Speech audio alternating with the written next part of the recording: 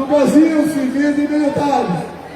O ano que vem, vamos aprovar o excludente de licitude para dar tranquilidade para você poder trabalhar. Rodrigo, eu queria que você me contasse o que é, primeiramente, o excludente de licitude. Então, a excludente de licitude acontece, né, já existe no ordenamento jurídico, que quando uma pessoa comete um determinado crime, né, ela não é passível de responder em determinadas situações, né? A legítima defesa, por exemplo, o estado de necessidade, e por aí vai. Então, já existe esse fator, né? Então, já existe a legítima defesa dos policiais que trabalham no Brasil. Então, se alguém atentar contra a vida de um policial, esse policial vai poder revidar essa injusta agressão. Se alguém está atentando contra a vida de alguém e o policial entra no meio, né, para poder salvar a vida dessa pessoa, o policial também está cumprindo seu dever, está fazendo a legítima defesa de terceiros. Então, isso já existe no ordenamento jurídico. Infelizmente, usando esse subterfúgio da legítima defesa, diversas pessoas são mortas, assassinadas no Brasil. Um número de milhares de pessoas são mortas nessa circunstância, sem estarem cometendo necessariamente o crime. Então, ou atentando contra a vida de alguém. Então, o primeiro fator é esse. Quem já teve a oportunidade de ler Rota 66 do Caco Barcelos, tem até agora a série, né? Está na Google Play, Rota 66, a Polícia que Mata, vai ver que existem, né, a Polícia Paulista, através da Rota, assassinou dezenas de milhares de pessoas em alguns anos, usando o subterfúgio da legítima defesa. O que acontece é que agora, com essa nova excludente de licitude, que eles estão chamando de excludente de licitude, eles querem usar essa excludente de licitude para que a polícia possa matar mais. O que eu quero dizer com isso? Né? Hoje, para a polícia poder se defender, né, para a polícia poder atirar em alguém, tem que ser ali revidando uma iminente ou uma injusta agressão. Então, o bandido está apontando a arma para o policial vai e dá um tiro ali para poder garantir a sua vida. Então, isso já permite isso. Acontece que a excludente de licitude coloca algumas novas questões aí, né, para dificultar ainda mais essa análise do que de fato aconteceu. A primeira coisa é que o policial não vai poder mais ser preso em flagrante, né? Então, mesmo se o policial ali tiver feito um excesso de legítima defesa, vamos lá, um excesso Isso não tem hoje, né? Isso hoje seria adicionado. Hoje já não tem. Só que eu vou te dizer, Ícaro, a coisa mais rara que eu já vi na vida, acho que eu vi um caso, né, na minha atuação, em dezenas, centenas de casos de violação de direitos humanos praticados por agentes do Estado. Foi um caso de policial que foi preso em flagrante por matar uma menininha chamada Ana Clara, em Niterói. Né? Ele estava alterado, drogado, né, segundo as testemunhas, inclusive alguns colegas dele, não recebeu arrego, né, corrupção, dinheiro de corrupção, e começou a dar tiro a esmo para dentro da favela. Um dos tiros acertou o braço de uma menina de 5 anos, que arrancou o braço dela, e ela morreu, né, por ter perdido sangue. Esse foi o único caso, porque todos os colegas foram revidados, o delegado foi em loco no local, coisa também raríssima de acontecer, e esse policial foi preso em flagrante e hoje está respondendo em liberdade. Ficou preso um tempo, depois a justiça soltou ele. Então esse é o único caso que eu vi ali de um policial preso em flagrante por conta de matar alguém. Então isso já é algo raro de acontecer. Entendi. Acontece que cria novos instrumentos aí, né? Se o policial tiver assustado, né, surpresa, tiver numa situação ali de estresse e matar uma pessoa inocente, então ele não irá responder. Até mesmo, e até mesmo se ele não tiver numa situação de confronto, por exemplo. Exatamente. Por exemplo, o caso da Kathleen Romeu. Kathleen Romeu é uma mulher, né, grávida, uma jovem grávida, que foi assassinada com um tiro de fuzil, dado pela Polícia Militar aqui na comunidade do Lins, no Rio de Janeiro. E o que aconteceu no dia? Aconteceu que os policiais queriam executar sumariamente 2 pessoas do varejo do tráfico que estavam numa esquina.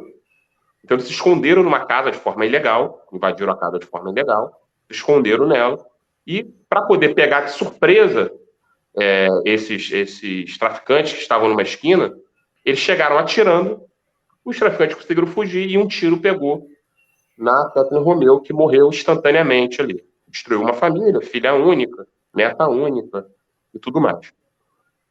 Se essa lei tivesse já sido aprovada, esses policiais que depois de mais de um ano foram denunciados, demorou muito para poder serem denunciados, teve que ter muita pressão da família, muita pressão da mídia, muita pressão dos colegas, muita pressão dos movimentos sociais do Rio de Janeiro, porque foi um caso que deu bastante repercussão, né, pelo fato dela ser modelo, pelo fato dela trabalhar numa empresa de renome, que era a Farm, aqui no Rio.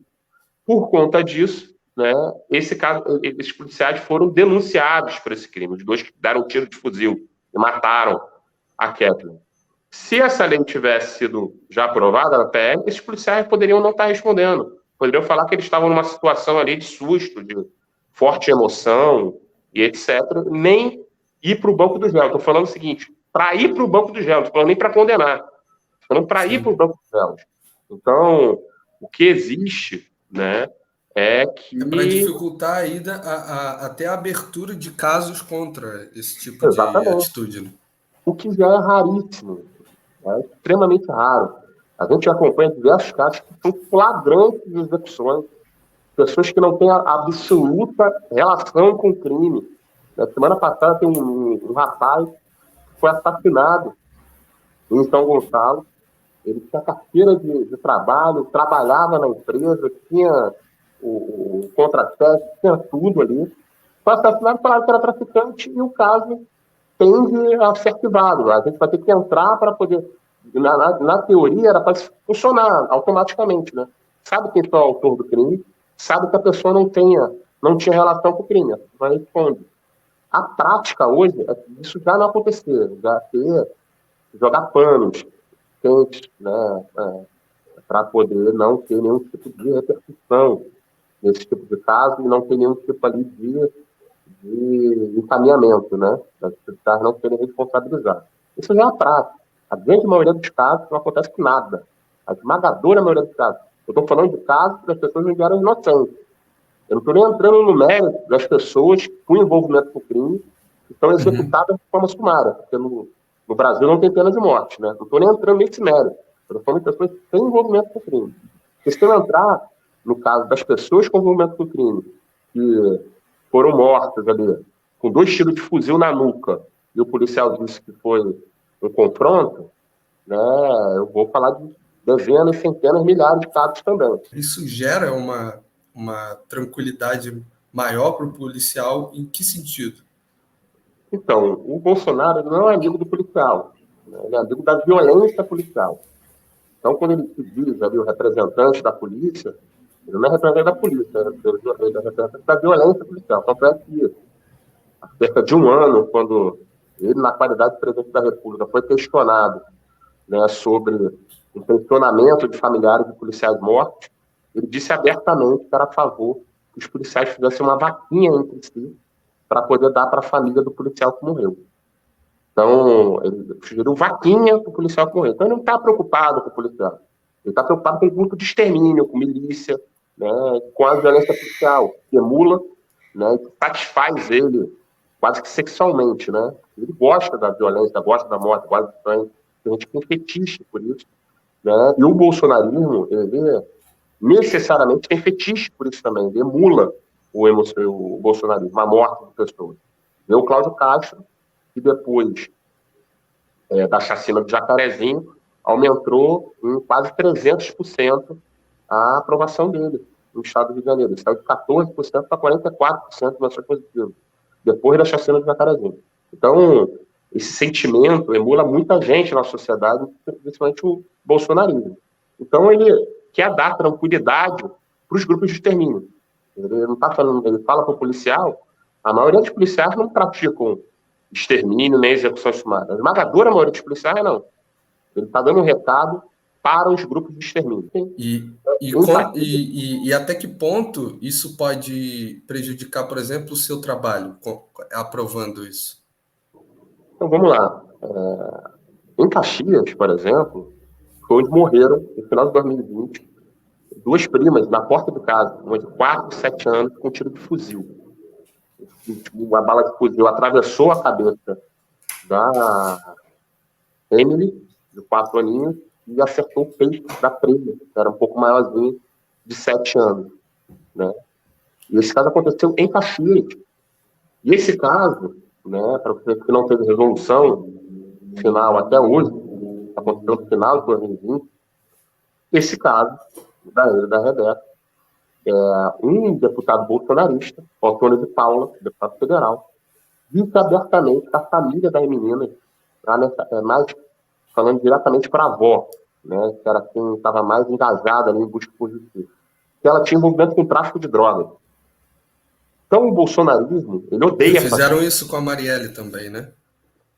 Ele sempre existe, de maneira organizada, tá, de maneira profissional, uma tentativa de ataque à memória de pessoas vítimas de violência de Estado. Essa é uma prática corriqueira aqui no Rio de Janeiro. Uma das principais orientações que a gente dá quando uma pessoa morreu e o principal suspeito ali é um policial não veja rede social. Porque se você vê rede social, todo mundo já vai estar falando lá que teu pai é bandido, você não vai gostar, tu vai ficar pior do que já está. Então, não veja redes sociais, porque vai vir ataque, a gente já sabe disso. Quando é com crianças, eles não tem como falar que uma menina de 4 anos de idade tem envolvimento com crime, eu estava portando fuzil, né? Nem uma menina de 7. Então, eles atacam a família. Essa é a prática em todos os casos, todos. É claro que em maior e menor grau, de casos que ocorra violência por parte do Estado. Então, se essa lei for aprovada, a gente já tem, né, milhares de pessoas que perderam seus entes queridos e não tiveram nenhum tipo de resposta do Estado, vai se multiplicar, né? E os poucos casos que a gente consegue aí, né, fazer na redução de danos, né, diminuir esse índice alarmante, né, primeiro de homicídios que existe, e segundo de não respostas às famílias dessas quem perdeu um ente querido, né, que é o mínimo que a pessoa pede ali depois que acontece um crime desse, a gente sabe que isso vai se intensificar, né, vai morrer mais gente. A gente saiu, por exemplo, do número de 380 pessoas mortas no governo Dilma, né, no último ano do governo Dilma, pelos chamados autos de resistência, para 1.822 no primeiro ano do governo Bolsonaro. Isso é o que significa o que está acontecendo no Rio. O ano passado foi o ano que tiveram mais chacinas na história do Rio de Janeiro. 2/3 dessas chacinas, ou seja, um evento com 3 ou mais mortes, tá, foram provocadas por agentes do Estado.